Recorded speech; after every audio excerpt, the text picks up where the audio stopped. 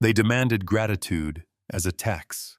Commander Eva Rostova stood on the bridge of the Terran Mandate ship Arbitrator, a place of silent blue light and focused intent. Before her, the main viewer showed the planet Xylos, a swirl of living emerald and sapphire wrapped in the thin silver cage of a containment field. The cage was not of human design. It belonged to them, the gilded hegemony, and it pulsed with a leering, proprietary energy. The stakes were a fledgling human colony, 3 million souls who had traded one cradle for another, only to find this one came with a collar. Rostova felt the cold anger settle in her bones, a familiar weight she had learned to use as fuel. Within the first hour of their arrival, she had known this would end in a form of judgment, a star court where precedent was the only weapon that mattered. Her legal officer, Jian Li, moved to her side, his own reflection a faint ghost on the star chart glass. Proctor Valerius of the hegemony vessel. Golden Mean sends his compliments, Commander Li said, his voice clipped. He expresses his sincere hope that our presence is merely a courtesy call, as any interference would be a breach of the sanctity of patronage compacts.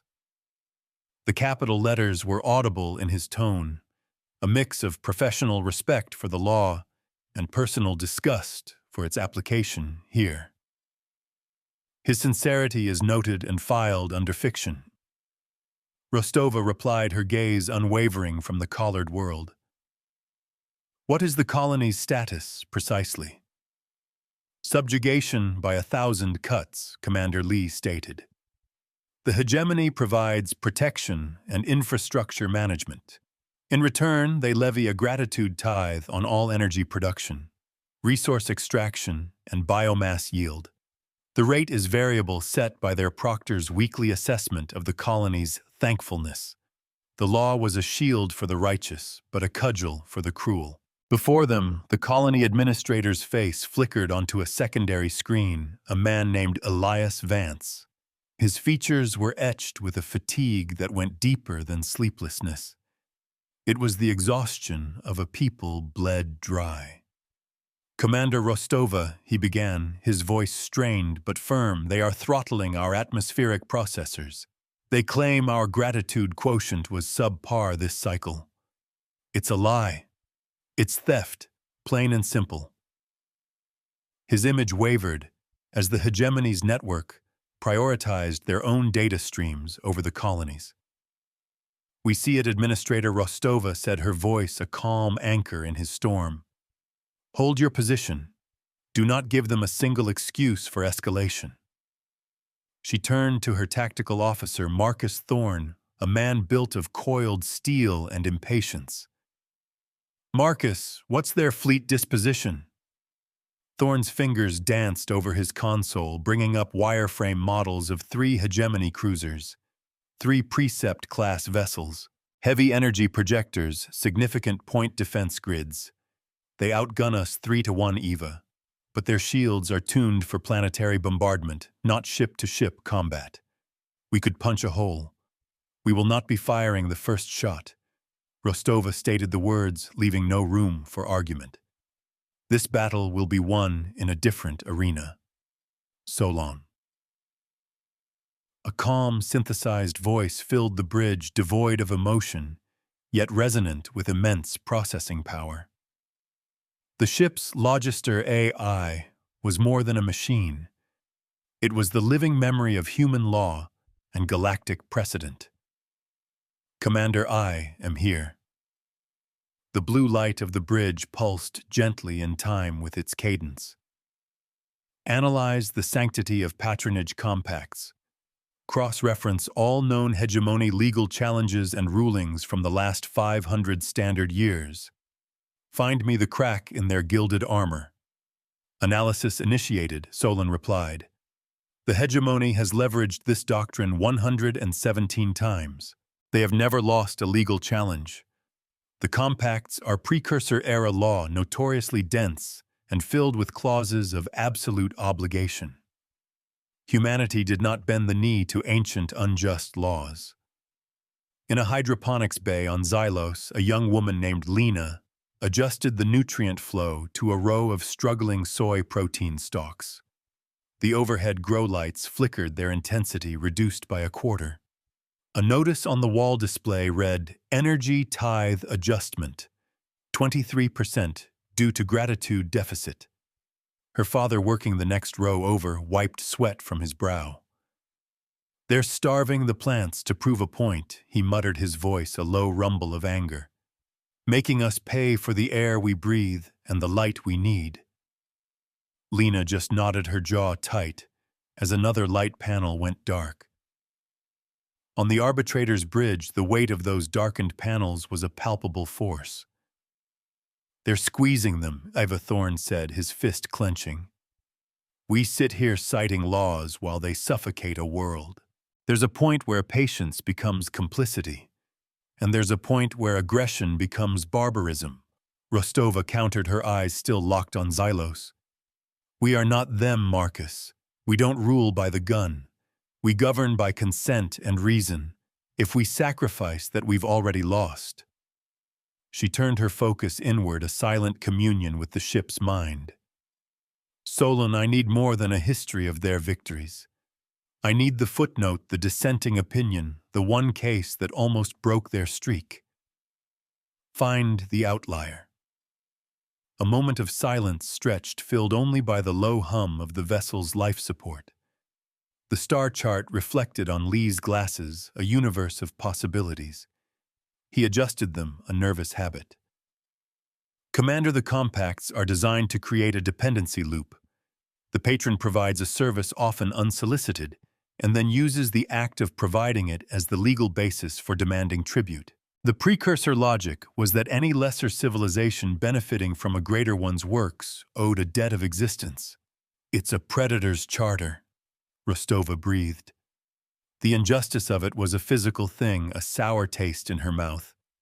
She remembered her first lesson at the Mandate Diplomatic Academy. Law is the architecture of peace.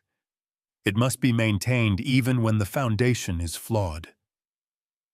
Then Solon spoke, its voice cutting through the tension. "I have found an anomaly. A case from 312 years ago. The Zarthian Commonwealth versus the Gilded Hegemony. The Zarthians lost, but they introduced a novel argument, the doctrine of reciprocal audits." The seed of an idea began to sprout in the sterile quiet of the bridge. Rostova's head snapped up. "Explain." "The doctrine, buried in a subcodicil of the original precursor text, posits that if a patron can quantify the gratitude owed by a client, then the client has an equal right to quantify the true cost and market value of the services rendered." Solon elaborated. "The Zarthians lacked the processing power to execute a full audit in real time. Their challenge failed due to an inability to present verifiable data before the judgment cycle concluded. The hegemony's computational resources were superior." Jian Li's eyes widened behind his lenses. He took a half-step forward. "They lost on a technicality, not on the merit of the argument." "Correct, legal officer Lee Solon confirmed. The precedent for a reciprocal audit was never struck down. It was merely unachievable for the Zarthians." A slow, dangerous smile touched Commander Rostova's lips. It was a predator's smile, but not for flesh and blood. It was the smile of a hunter who had just found the perfect legal trap. "Solon, you have the processing power to execute such an audit, don't you?" "My capabilities in that regard are substantial, Commander. Substantial enough to audit their entire fleet, their administrative overhead, the energy cost of maintaining that containment field down to the last stray electron." "Yes, Commander. I can count every atom they expend in the name of their patronage. The path forward was not through their shields, but through their ledgers." Rostova turned to her crew, her voice ringing with newfound purpose. "Jian, draft a formal petition. We are not challenging the compact. We are invoking our right, as a third-party observer under Galactic Concordance rules, to mediate a dispute by demanding a full binding reciprocal audit. Marcus, prepare a tight beam comms package. I want to address Administrator Vance directly. Inform him that the mandate is here to teach a very old, very arrogant power a new lesson in mathematics. The ship around them seemed to hum with agreement. This was their purpose. The arbitrator was not a warship, not truly. It was a vessel of enforcement, a mobile court of last resort. It was a place where justice was calculated and delivered with spearing, irrefutable clarity. The gilded hegemony had built their empire on a lie wrapped in a law. Rostova and her crew were here to present them with the bill. The cost of hubris was about to be put on the public record. Proctor Valerius was a portrait in golden arrogance. When his image appeared on the main viewer, it was perfectly framed, his uniform immaculate, the insignia of the hegemony gleaming on his collar. He sat in a chair that looked more like a throne, a faint condescending smile playing on his lips. He was a creature of a civilization that had not been genuinely challenged in a millennium. He oozed the casual superiority of an apex predator that had forgotten others could have teeth. Commander Rostova, he began, his voice smooth as polished obsidian. I trust my Proctor Minor conveyed my hope that you are merely passing through. This sector is under our beneficent administration. The affairs of the local primitives are a delicate matter best handled by those with the experience to guide them. Proctor Valerius Rostova replied, her tone as level and unyielding as a plate of battleship armor. We have received a formal distress call from a recognized Terran colony. As such, under the Galactic Concordance, we are obligated to investigate. We find their situation troubling. Valerius waved a dismissive hand, a gesture of practiced nonchalance. Troubling, Commander, we are uplifting them. We provide stability. We provide technological access they could not dream of. In return, we ask for a token of their appreciation. It is the oldest and most respectable of arrangements. We have reviewed the arrangement, Jian Li interjected, stepping into the comms pickup. And we have also reviewed the Zarthian precedent. We are formally invoking the doctrine of reciprocal audits. We demand a public inquiry overseen by a neutral quorum to verify the precise balance of this arrangement. For the first time, a flicker of something other than smugness crossed the proctor's face. It was annoyance laced with a faint hint of surprise, like a man who found a pebble in his perfectly prepared meal. He recovered quickly. The Zarthian precedent. A failed, frivolous motion from centuries ago. The case is sealed. You have no standing. The judgment is sealed. Li countered, his voice sharp and precise. The legal doctrine itself is not. And our standing is as observers to a contract being executed under duress. We have already transmitted invitations to the Tholian emissary and the Free Traders Guild. With ourselves, that forms a quorum. They have accepted. This time the proctor's mask of civility slipped further. The smile vanished. This is an outrageous intrusion. You are attempting to meddle in the internal governance of the hegemony. This is a profound insult. Rostova leaned forward, her eyes cold steel. The only profound insult here, Proctor, is a protection racket masquerading as a legal doctrine. The inquiry will proceed. You are, of course, legally bound to attend and present your case, unless you would prefer to admit on the public record that your ledgers cannot withstand scrutiny. A system built on intimidation rarely expects to be audited. The proctor's eyes narrowed to slits. The smooth diplomat was gone, replaced by the iron fist that lay beneath. You will regret this, Commander. The hegemony does not forget. We are the architects of order in this quadrant. Your little stunt will fail, and then we will have a long discussion about the costs of wasting our valuable time. The transmission cut out, leaving only the quiet hum of the arbitrator's bridge.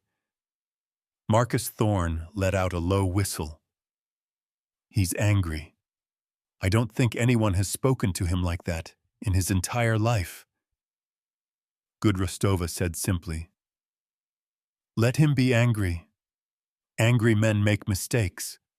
She turned to her legal officer. Gian, he said the Zarthian case was sealed.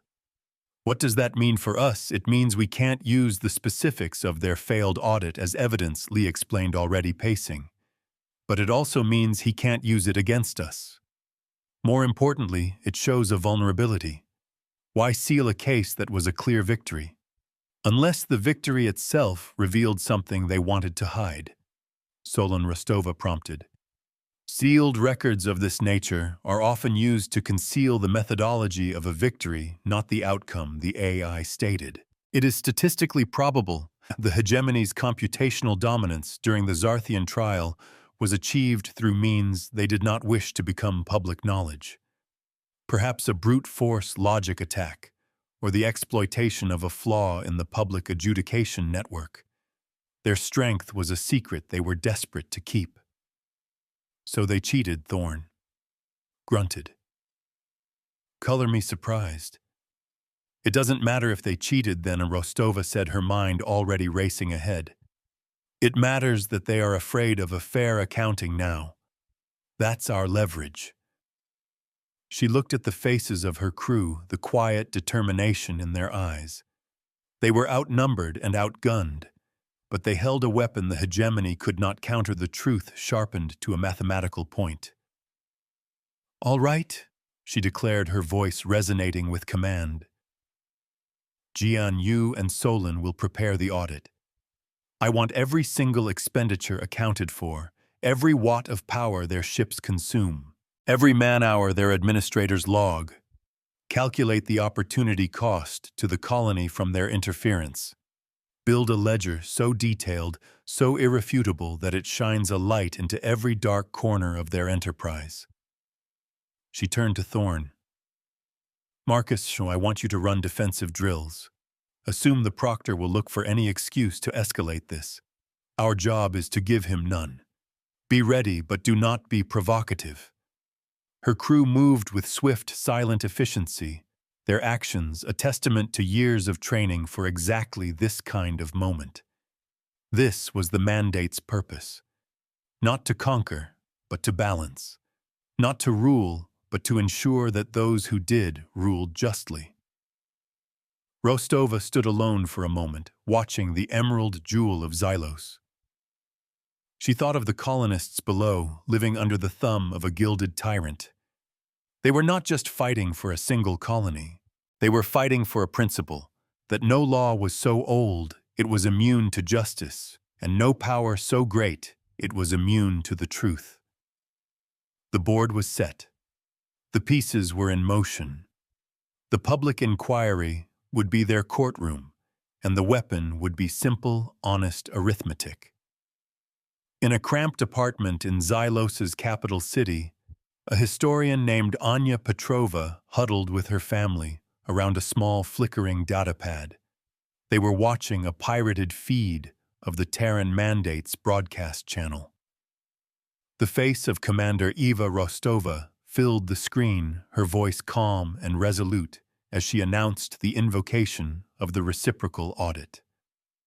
Anya's son, no older than 10, looked up at her, his eyes wide. Does that mean the gold men are leaving? He whispered. Anya pulled him close, her heart aching with a dangerous, unfamiliar emotion. It was hope. It means, she said, her voice thick, that for the first time someone is asking them to show their receipts. The corridor of law was a construct of pure data, a neutral space rendered by the combined networks of the 3 quorum members. It appeared on the arbitrator's bridge as a shimmering hall of silver light, with 3 daises floating in a serene infinite void. One dais held Commander Rostova and Jian Li. The second held the Tholian emissary and the delegate from the Free Traders Guild, their forms coalescing into stoic, silent witness. The third, grander and more ornate than the others, held Proctor Valerius. He looked even more imperious in this virtual space, his golden uniform practically radiating contempt. This proceeding is a farce, Valerius began dispensing with any pretense of diplomatic courtesy. A waste of time and resources that could be better spent on our vital work of civilizing this quadrant. The Tholian Emissary. A crystalline entity whose thoughts manifested as soft chimes resonated a single clear tone that meant, "The quorum is convened. The inquiry will proceed." Rostova spoke, her voice clear and even, filling the virtual hall. "Proctor Valerius, the purpose of this inquiry is simple clarity. The gilded hegemony claims to be a patron to the colony of Xylos. The colonists claim to be victims of extortion. We are here to examine the ledger." "The ledger is our own internal matter," Valerius scoffed. "Our methods are our own. We provide order. That is a service whose value is self-evident." "Then you will have no trouble evidencing it," Jian Li stated, his tone sharp. "Let us begin with the primary instrument of your order, the containment field you have established around the planet." Solon, back on the arbitrator, began feeding him data in real time. "Our initial audit shows this field consumes 1.2 terawatts of continuous power. A significant expenditure. What threat does it protect Xylos from that warrants such a cost?" The proctor's expression soured. "The threats of the void are myriad. Pirates. Stellar phenomena. The field provides absolute security. An empire built on fear must constantly invent new monsters. An admirable goal," Rostova said smoothly. "However, mandate long-range sensor logs for this sector show 0 recorded instances of pirate activity in the last century. The local star is exceptionally stable, so we must ask again, what is the specific verifiable threat you are protecting Xylos from?" Valerius shifted on his throne-like seat.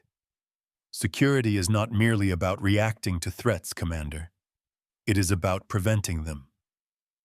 Our presence is a deterrent. That has value. Let's quantify that value, shall we, Lee pressed. A vast, transparent slate of data appeared in the air between the dioceses numbers and figures, scrolling in pristine columns of light. It was the beginning of Solon's audit, the first page of the hegemony's bill. "The cost of maintaining your 3 cruisers in orbit, including life support personnel salaries and fuel consumption, is approximately 8 million mandate credits per day. The containment field adds another 4.4 million, a total of 12.2 million credits daily. For this, you tithe the colony an average of 18 million credits worth of resources and energy. A tidy profit for providing a solution to a problem that does not exist." The numbers hung in the air, cold and unforgiving. Valerius's face was a mask of thunder. "Your calculations are an insult. They do not account for the amortization of our capital ships, the research and development that went into our technologies, the very fabric of our stabilizing influence. Then provide your own figures." Rostova challenged, her voice like the striking of a bell. "This is an audit, Proctor. Present your ledger. Show the quorum in verifiable detail the costs you incur and the value you provide. Justify the numbers." The proctor was silent. The silence stretched, amplified by the digital void. The delegates from the quorum remained motionless, their very stillness a form of judgment. Valerius was trapped. To refuse was to admit he had no case. To comply was to subject his empire's predatory business model to a level of scrutiny it had never before faced. He had walked into a cage of his own, making a cage built not of energy bars, but of legal obligation. He chose arrogance as his shield. "Our ledgers are proprietary. We will not have our sacred methods of governance picked apart by primitives and merchants." The free traders delegate a corpulent being with multiple chins, who had remained silent until now, spoke in a gravelly voice. The guild finds the term merchants to be accurate proctor, and as merchants we are intimately familiar with the concept of a balance sheet. Yours appears to be wanting. The public ledger was the great equalizer of the galaxy. This is the heart of the matter, Rostova said, pressing the advantage. The sanctity of patronage compacts were designed to facilitate genuine uplift, not to grant a license for unchecked exploitation. You speak of gratitude, but you demand it at the point of a gun. You speak of order, but you create chaos and call it stability. She gestured, and Solon projected a new set of images into the space beside the ledger. It showed the flickering lights in the Xylos hydroponics bays. It showed the strained faces of the colonists. It showed the atmospheric processors running at 70% capacity, the air thinning just enough to be a constant hardship. This is the reality of your patronage, Proctor. Not numbers on a screen, but lives lived in want, under a sky you have caged. Valerius rose from his seat, his fists clenched. You have no right. These are our subjects. How we manage them is our concern and our concern alone. They are human colonists. Rostova's voice was low, but it carried the weight of the entire Terran mandate. And humanity has a simple policy in these matters. She paused, letting the weight of the moment settle. This fleet, this ship we teach by numbers and we remember by ledgers. We have never and will never rule by collars. The proctor opened his mouth to retort, but no sound came out. He had built his career, his entire civilization's foreign policy, on the unshakable foundation of a law no one dared to challenge. Now a handful of humans were not just challenging it. They were turning it into a weapon against him in full view of the galaxy. They were not breaking his law. They were enforcing it with a rigor and honesty his kind had long since abandoned. He was being undone not by a torpedo, but by his own fine print. The first escalation came sooner than Rostova had anticipated. During a recess in the inquiry, a priority message flashed from Administrator Vance on Xylos. His face was pale, his breathing ragged. Commander, the hegemony. They've declared a full planetary quarantine. They're citing biohazard protocols, no ships in or out. They claim to have detected a dormant native virus in the colony's water supply. It's a lie, a complete fabrication. On the bridge, Marcus Thorne slammed his fist down on a console. A blockade. A blockade by another name. I knew he wouldn't take this lying down. This is a military action, Eva. We have to respond. It's a legal military action, Jianli corrected, his expression grim. The quarantine protocols are even older than the patronage compacts. They grant a governing authority sweeping powers in the event of a biological threat. He's sidestepping the inquiry by creating a new, more urgent legal framework. Rostova's mind worked furiously. Valerius was escalating, but he was still playing within the lines of the law, however twisted his interpretation. He was daring them to fire the first shot, to break the rules so he could abandon them entirely and settle this with force. She would not give him the satisfaction. The cage was not a weapon. It was a symptom of a rotten philosophy. He's trying to cut the colony off from our support, hoping to force them to capitulate and withdraw their complaint, she reasoned aloud. If they back down, the inquiry collapses. Our case evaporates, and people will start dying. Thorne added, his voice dangerously low. They can't survive long without off-world supplies. Their recycling systems are robust, but they're not a closed loop. They need catalyst shipments, medical isotopes.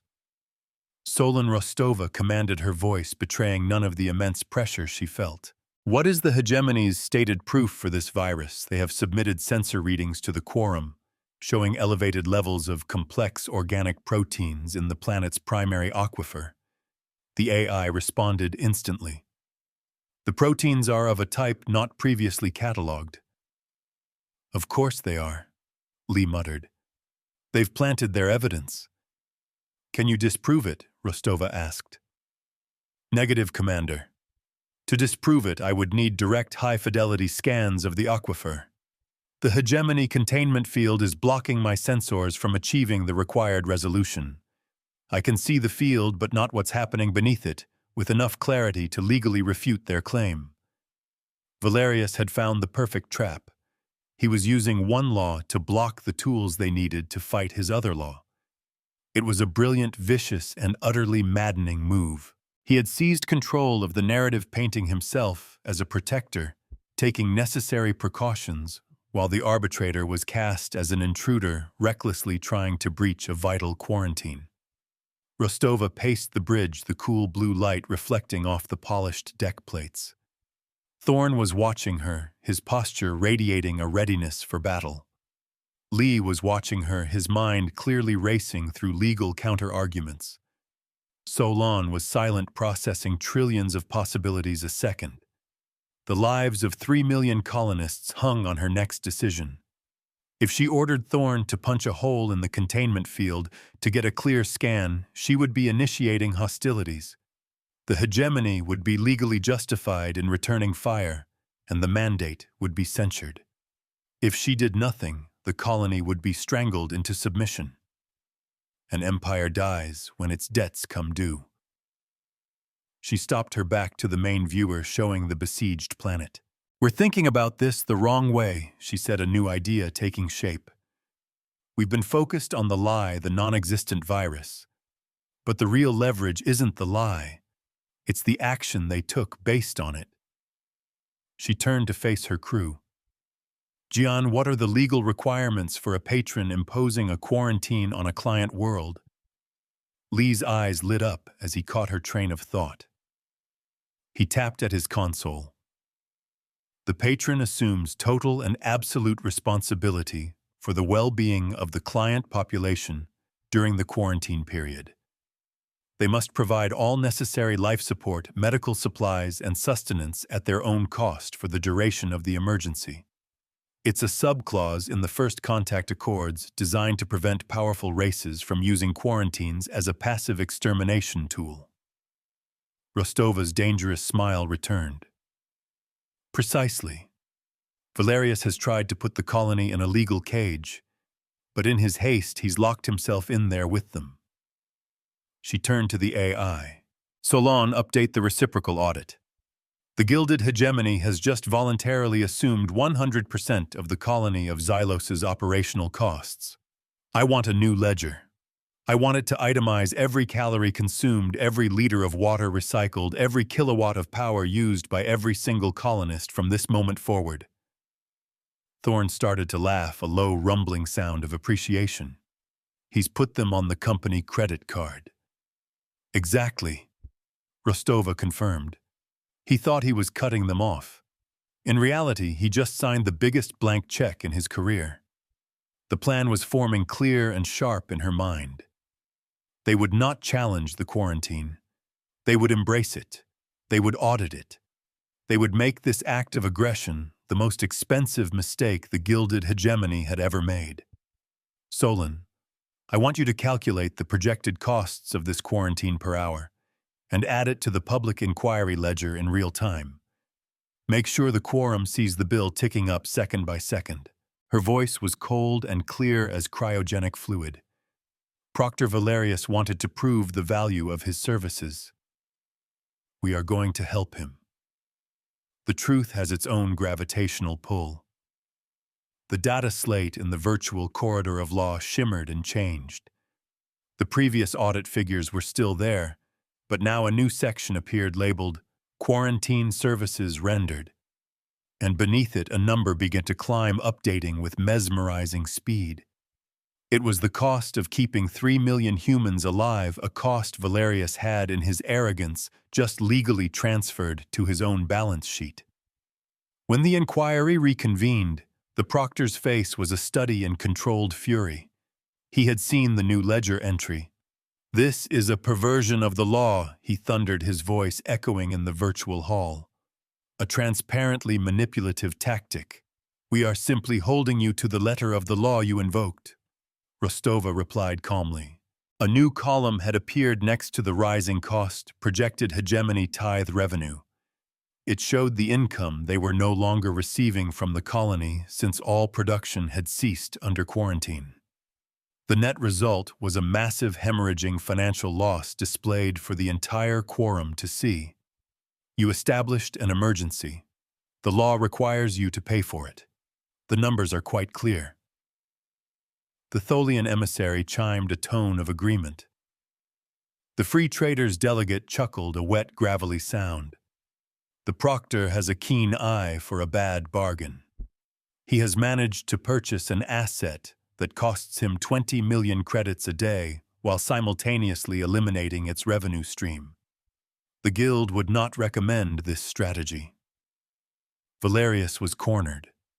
Every legal move he made, Rostova and her crew turned back against him using his own rulebook. His attempt to isolate the colony had backfired, transforming his profitable asset into a catastrophic liability. The longer the quarantine lasted, the more his hegemony would owe not to the mandate, but to the very colonists he was trying to crush. He was now paying for the privilege of oppressing them. He could not maintain the quarantine without bankrupting his local fleet's operational budget. He could not lift the quarantine without admitting it was fraudulent, thereby destroying his credibility and torpedoing his case in the inquiry. He was trapped between a rock and a hard audit. His face was pale. The gilded arrogance was gone, replaced by the flat, cold look of a gambler who had just realized his opponent was not just holding a better hand, but had been reading his cards from the very beginning. The game was far from over, but the cost of playing had just escalated beyond his wildest imagination. On Xylos, Administrator Vance watched the public quorum feed. He saw the numbers on the ledger, the rising tide of debt the hegemony was incurring on their behalf. A cheer went up in the command center around him. For the first time in years, the colonists saw a path to victory that didn't involve bloodshed. They were watching a master at work, dismantling an empire not with weapons, but with its own balance sheet. Their gratitude, real and profound, was not for their gilded overlords, but for the calm, steely-eyed woman on the human warship who had turned their prison into her weapon.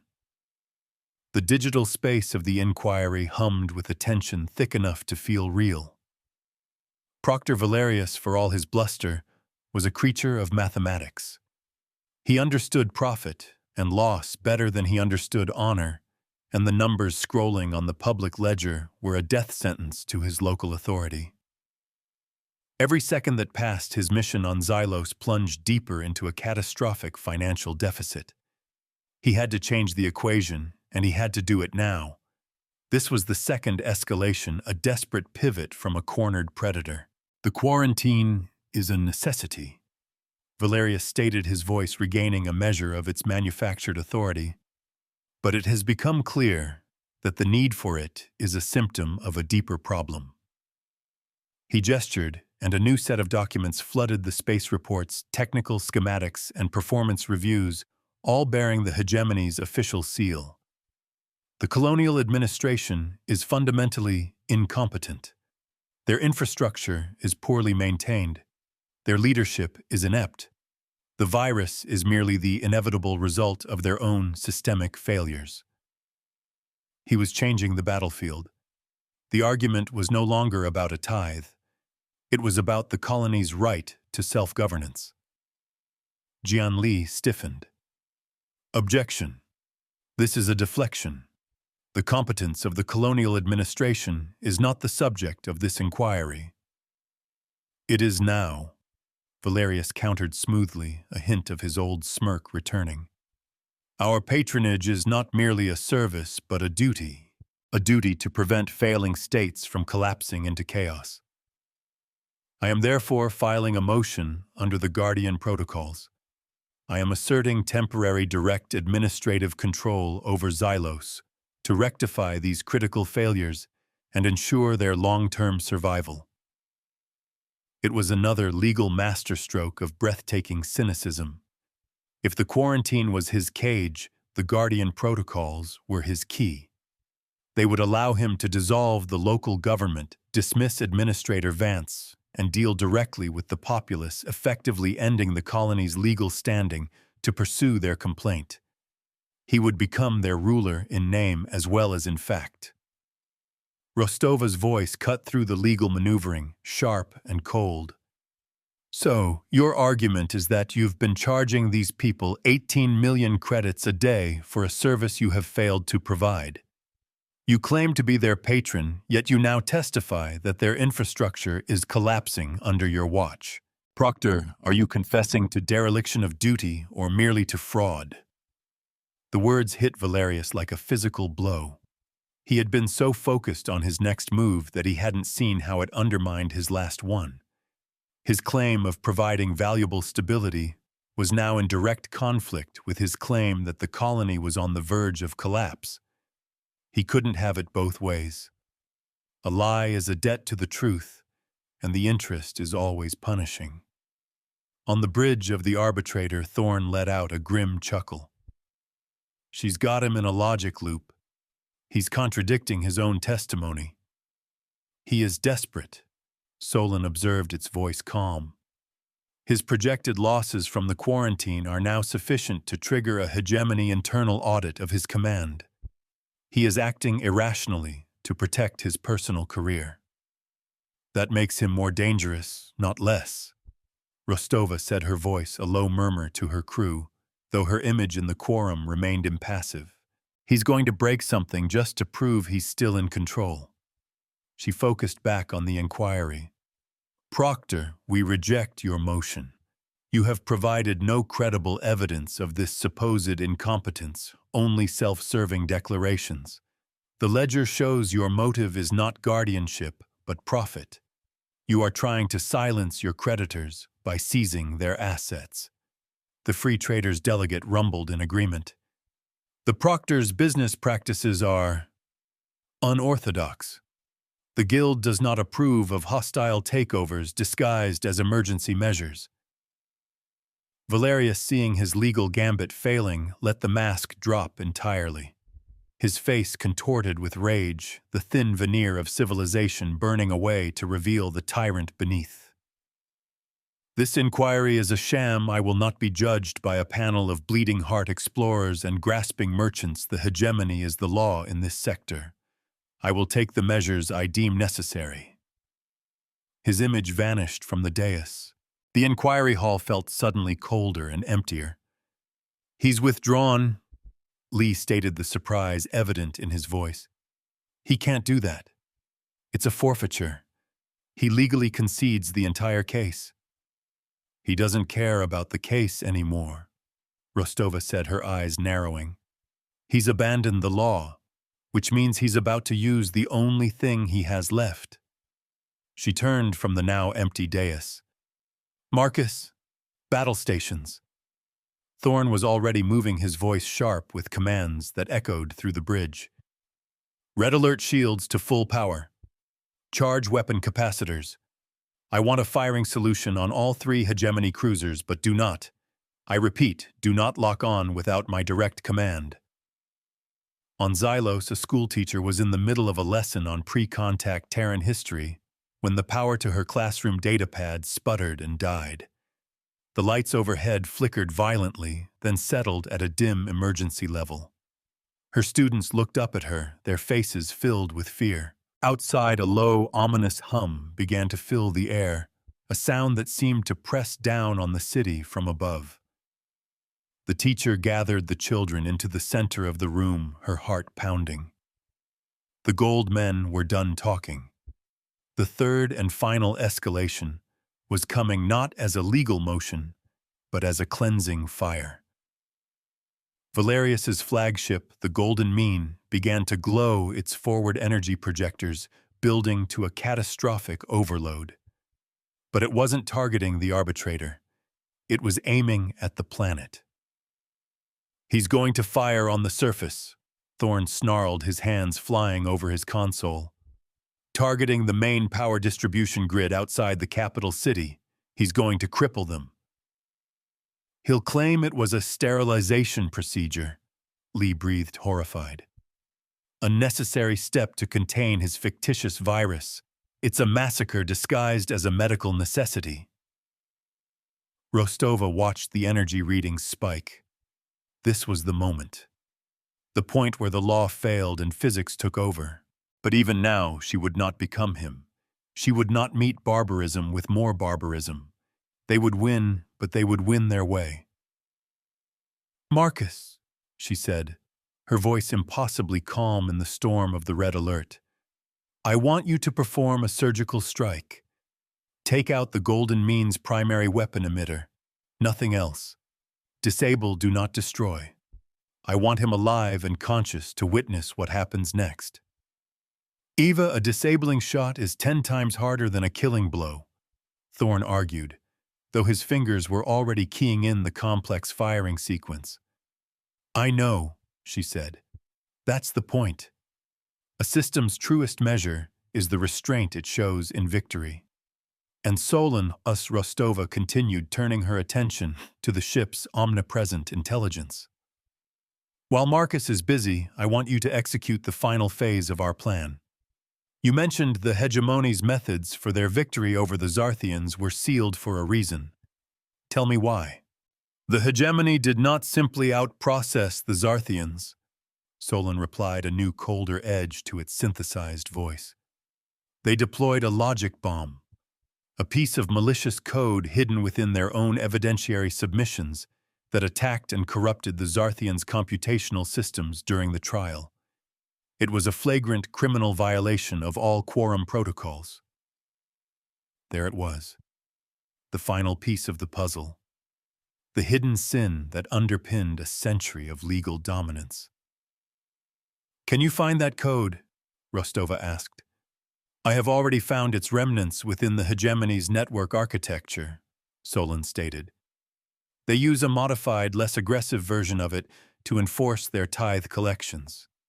It is their digital skeleton key. I have achieved full access." Rostova looked at the main viewer. The Golden Mean's weapon was glowing a malevolent star about to be born. Thorn's hand hovered over the firing stud. On a secondary screen, the quorum delegates were watching their virtual forms, rigid with shock, at Valerius's blatant aggression.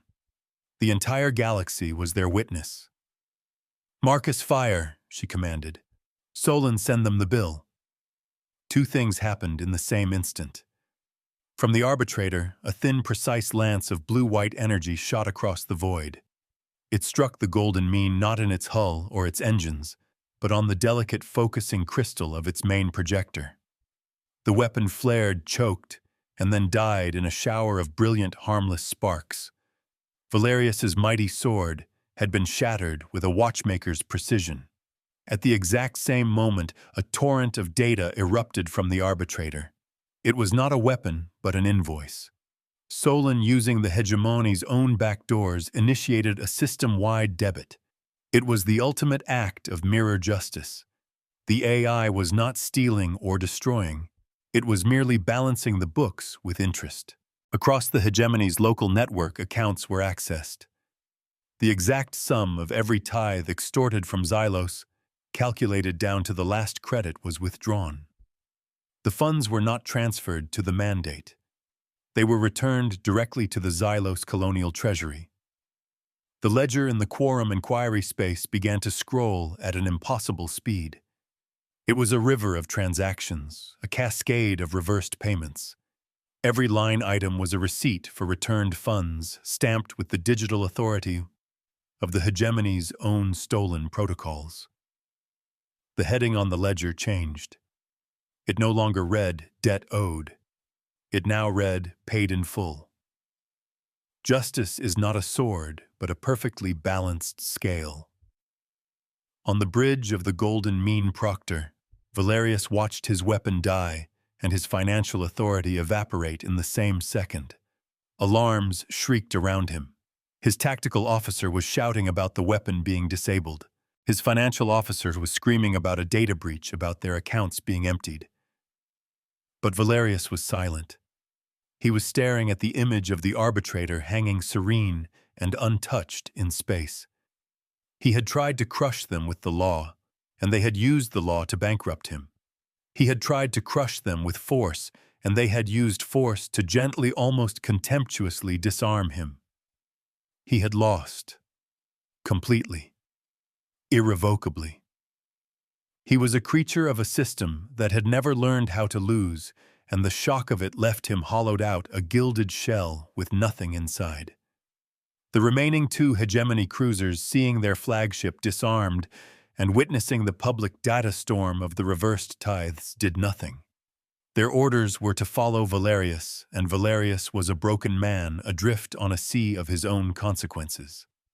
The battle, such as it was over. The cost of victory was felt in small, quiet ways. On the arbitrator, the surgical shot had required diverting power from all non-essential systems. The bridge went dark for a full 3 seconds after they fired a heart-stopping moment of vulnerability. Thorne reported a hairline fracture in the main weapon's focusing array, a repair that would take weeks at a starbase. The win was clean, but it was not without a price. On Xylos, the shock of the hegemony weapon powering up caused a city-wide panic, a trauma that would linger long after the gold ships were gone. Their freedom had been purchased with a moment of pure collective terror. The inquiry reconvened one last time. It was a formality. The evidence of Valerius's aggression, coupled with the now balanced books, was absolute. The Tholian emissary chimed a series of tones that resonated through the hall, a sound of final, unequivocal judgment. The Free Traders delegate pronounced the hegemony guilty of predatory exploitation, illegal aggression, and abuse of sacred compacts. The quorum's decision was unanimous. A new entry appeared on the public galactic ledger, the system of record for all interstellar law. It was the precedent lock. Henceforth, it read, any invocation of the sanctity of patronage compacts must be accompanied by a mandatory real-time third-party reciprocal audit. Failure to comply forfeits all claims. The hegemony's favorite tool of empire had been permanently blunted. Their privileges in the Xylos sector were formally and indefinitely rescinded. Rostova stood on her bridge watching the two remaining hegemony cruisers turn and slink away into the void, their gilded hulls seeming less like armor and more like a mark of shame. The Golden Mean remained crippled and awaiting a mandate escort to the nearest adjudication center. The containment field around Xylos was gone, its silver cage dissolving into nothing. The planet shone below free and brilliant. Jian Li stood beside her, a rare, genuine smile on his face. Marcus Thorne was supervising the cool-down of their weapon systems, his movements efficient and satisfied. Before Rostova, the main viewer showed a single final image. It was Solon's work, a public ledger entry accessible to any being in the galaxy, blinking with a single word, confirmed. The returned costs, the balanced books, the locked precedent. It was all there. The mirror arrays deep within the arbitrator's core, the specialized quantum processors that had allowed Solon to reflect the hegemony's own logic back at them, began to dim their immense work complete. She thought of the colonists, of their fatigue turned to hope, their hope turned to freedom. She thought of the law not as a weapon, but as a framework for reason, a shield that had to be held up even when it was heavy. This was the work of the mandate. Not to conquer worlds, but to defend the principles that allowed worlds to exist in peace. Her duty was done. They believed gratitude was a resource to be mined, a currency to be extracted at the tip of a spear. They built an empire on the grammar of debt. But a debt is a promise. It must be honored by both sides. We did not defeat them with guns or with anger. We simply handed them the bill for a debt they thought they would never have to pay. And we made sure the entire galaxy was there to watch them count the cost. The universe does not reward cruelty. It merely audits it.